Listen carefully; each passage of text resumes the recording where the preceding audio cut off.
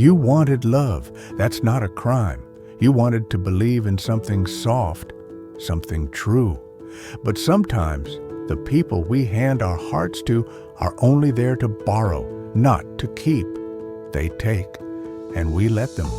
Not because we are fools, but because we are human. You weren't weak. You were willing, and now you're awake. Here are the 6 signs he was using you, but you were blind.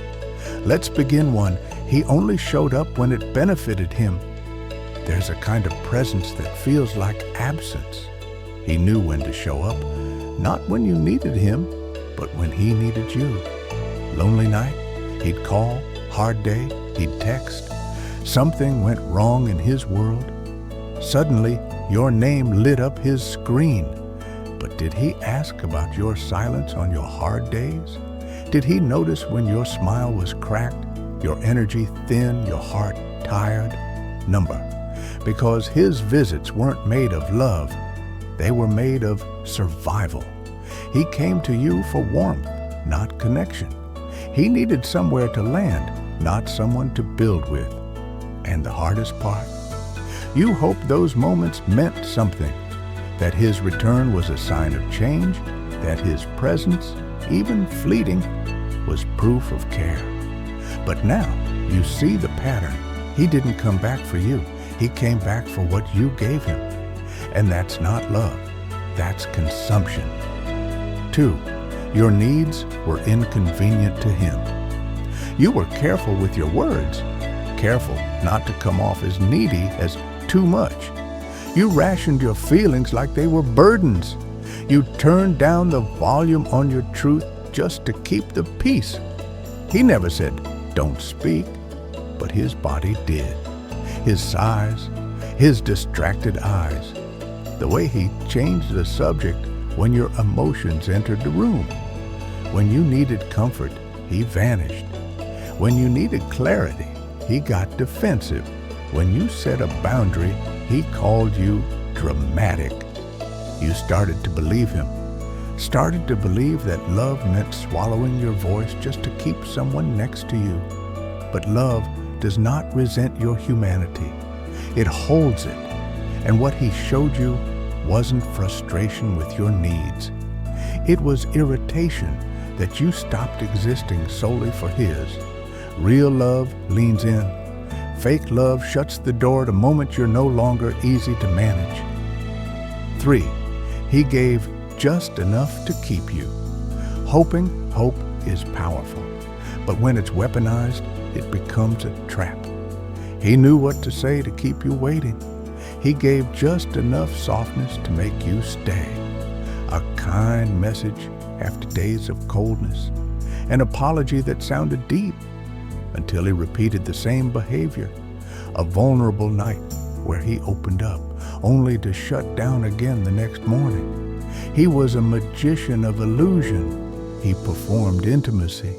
He knew when to drop the curtain just long enough for you to see the man he could be. And that was the trick. He sold you potential, not presence. You weren't in love with him. You were in love with who you thought he could become, if only you were patient enough, kind enough, forgiving enough. But love doesn't require waiting in line for basic human decency.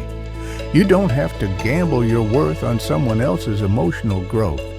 You kept reaching for something he never intended to give, and you mistook the reach itself for loyalty. But sometimes, loyalty is just prolonged self-abandonment in disguise. 4, you were always the one giving. You poured and poured and poured time, attention, energy, forgiveness.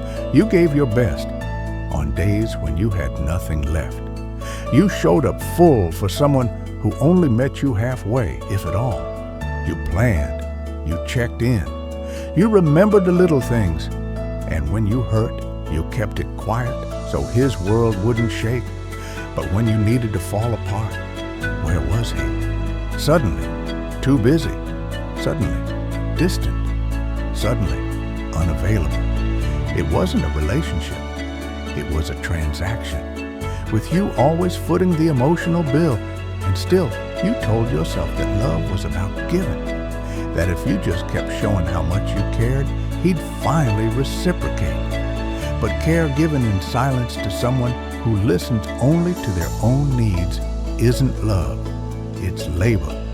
And the longer you carry someone who won't walk beside you, the heavier your loneliness becomes. 5. He made you feel replaceable. It wasn't always what he said. It was what he didn't say. The way he never made you feel like you were the only one, just one of many.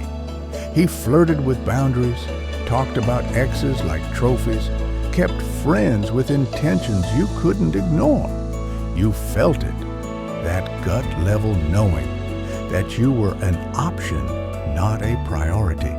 You tried to rise above it, tried to be the cool one, the one who didn't make a fuss, but inside, you were shrinking. You weren't asking for control, you were asking for clarity. And what did he give you? Vagueness, deflection, guilt trips. Love does not breed confusion. It doesn't make you second guess your place. Real love makes you feel chosen every single day. You should never have to compete just to be seen. 6. You felt lonely even when you were with him. This is the one that breaks you, not loudly, but quietly, like a slow leak in the heart. Lying next to someone who doesn't reach for you, talking to someone who doesn't really listen, loving someone who's only half present. It's the kind of ache you can't explain. You just feel it in the silences that used to feel safe, but now feel like punishment. You started to blame yourself. Maybe you were too sensitive, too emotional, too much. But you were never too much. You were simply with someone who offered too little, and you stayed. Not because it was good, but because you were still hoping the emptiness would fill itself with time. But emptiness only deepens when you keep giving to someone who doesn't want to meet you where you are. Loneliness in the presence of another is a red flag you should never ignore. Final reflection, you weren't blind. You were believing. You were patient. You were kind. But now you're clear. You can look back without shame, without bitterness, and simply say, he used me because I didn't know what I deserved, because I thought love meant endurance, because I confused being needed with being loved. But not anymore. Now, you see the pattern. You name it. You heal it. He no longer gets access to the version of you who didn't know her own value. You're not bitter. You're awake. And that is how your story begins again.